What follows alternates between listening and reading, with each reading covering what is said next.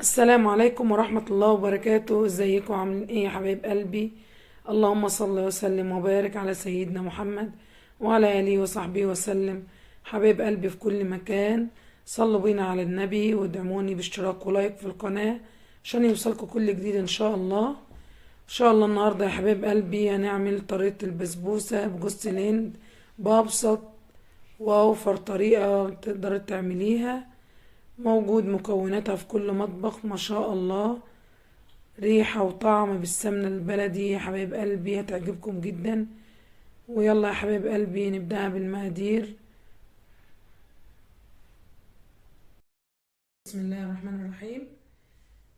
2 كوب ونص من سميد البسبوسة يكون وسط، ونص كوب من جوز الهند، ومعانا 3/4 كوب سمنة أو زبدة، المهم يعني أي مادة دهنية انت بتحبيها في الأكل. انا اخدت معلقتين سمنة بلدي على 3 معالق من السمنة العادية، ومعاهم ربع كوباية من الزيت، ومعانا كوب سكر، ومعانا كوبايتين في مقام كوباية من الزبادي او الحليب الرايب، ومعانا حليب ربع كوب بحيث لو حبينا نزود كده في العجينة حسب الطلب، ومعلقتين من البيكنج باودر صغيرين. ويلا يا حبايب قلبي ان شاء الله نبدأ بالطريقة. ننزل بدقيق البسبوسة معانا او السميد، اهم حاجة تكونوا مختارين نوع كويس يا حبايب قلبي يطلع معاكم كويس. وننزل بالنص كوباية جوز الهند، كل المواد اللي معانا كده اللي هي تكون ناشفة، السكر،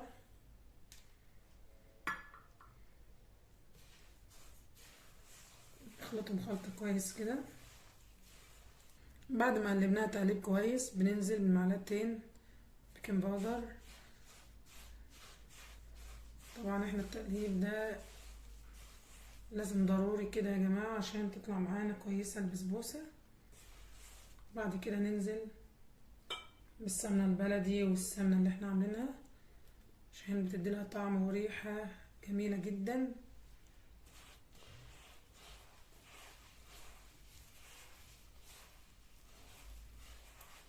نحاول نقلبها معانا تقليب. طبعا البسبوسة بتتبس يا حبايب قلبي، نحاول نقلبها الأول تقليب ناشف كده مع بعض كده بنفس الطريقة، لما السمنة ان شاء الله تطلع معانا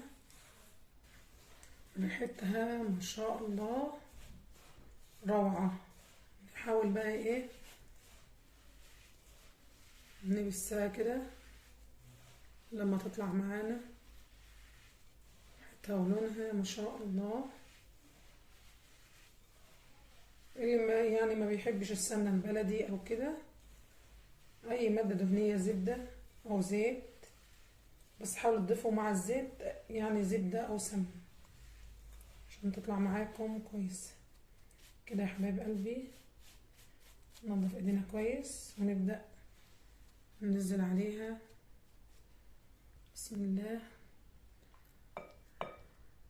الزبادي او اللبن الرايب مع التقليب بقى يا حبايب قلبي كده. طريقة بسيطة وسهلة وتعمليها. هنزودها بس حاجة بسيطة من الحليب. الحليب ده يعني حاجة بس كده تعطيها مرونة شوية، معلقتين بس مفيش. نفس الطريقة كده يا حبايب قلبي ما شاء الله.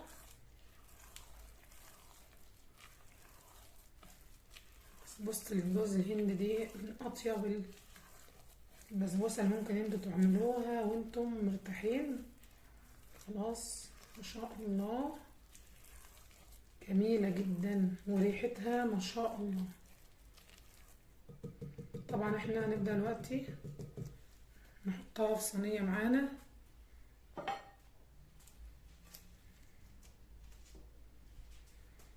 دهناها كده بالزبدة وننزل ان شاء الله بالخليط كله.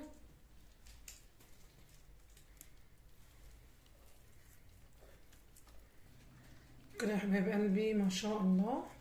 بعد ما فردناها كده في الصينية او في اي بقى حاجة عندك، يعني بايركس او صينية او اي حاجة تكون انت بتستعملها للفرن.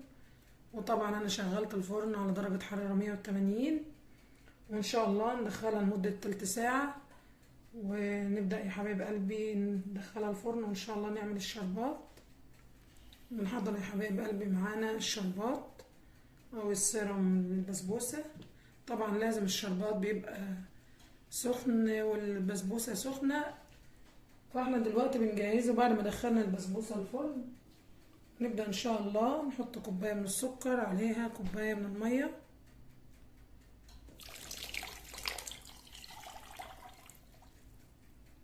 نضيف عليهم معلقة من العسل، عسل او سكر جلوكوز، المهم يكون ما نقلبش طبعا المية وبنقلبش السكر. ونبدأ ان شاء الله نرفعها على النار كده يا حبايب قلبي. بعد ما غلينا الشربات بننزل بباكل فانيليا وننزل عليه بعصرة الليمون، ونرجعه تاني على البوتاجاز دقيقتين اتنين. بعد كده يا حبايب قلبي ما شاء الله البسبوسة طلعت معانا ما شاء الله في غاية الجمال، ريحة وشكل ولون. وادي كوباية السيرم. طبعا البسبوسة بتبقى معانا سخنة، والشربات بيبقى سخن كده معانا ما شاء الله يا حبايب قلبي. تعرفوا ان البسبوسة ناجحة بتشرب الشربات كله ما شاء الله في غاية الجمال. ونغطي عليها ونتركها لمدة 10 دقايق، ونبدأ ان شاء الله نقطعها ونزينها لكم يا حبايب قلبي. كده يا حبايب قلبي بعد ما تركناها لمدة 10 دقايق سيبناها تبرد، نبدأ ان شاء الله نقطعها معانا كده. ان شاء الله ريحتها تحفة وقد ايه شفت معانا يعني تقطعها مش مهوش وحش ولا حاجة، وطلع في غاية الجمال. نبدأ من افضل طريقة البسبوسة اللي انت تقدري تعمليها بنجاح جدا لما تكوني لسه مبتدئة وعايزاها تطلع معاكي بنفس التريكات كده. كده يا حبايب قلبي نبدأ ان شاء الله نزينها بجوز الهند.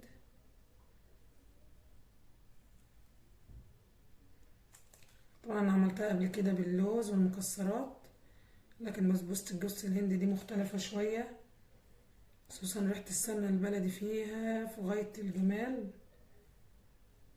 ان شاء الله. دعموني يا حبايب قلبي باشتراك ولايك في القناة عشان يوصلكوا كل جديد، ونكبر بيكم ان شاء الله.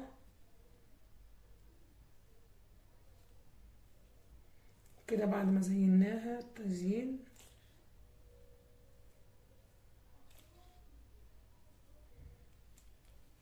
اطيب بسبوسة تقدري تعمليها من غير ما تتعبي فيها. كده يا حبايب قلبي ما شاء الله الشكل النهائي للبسبوسة، طريقتها تحفة. حبيت اوريها لكم كده من حيث تشوفوها معايا قد ايه مرملة وفي غاية الجمال.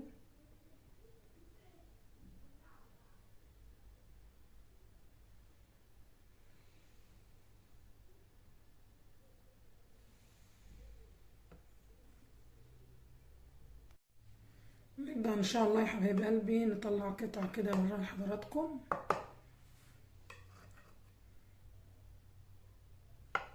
قد ايه تحفة.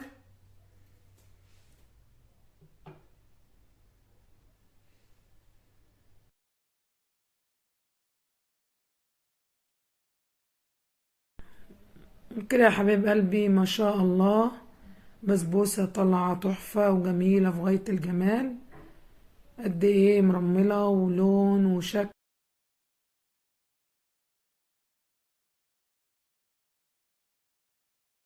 يا حبايب قلبي باشتراك ولايك في القناة عشان يوصلكوا كل جديد، وبألف هنا وشفا، والسلام عليكم ورحمة الله وبركاته.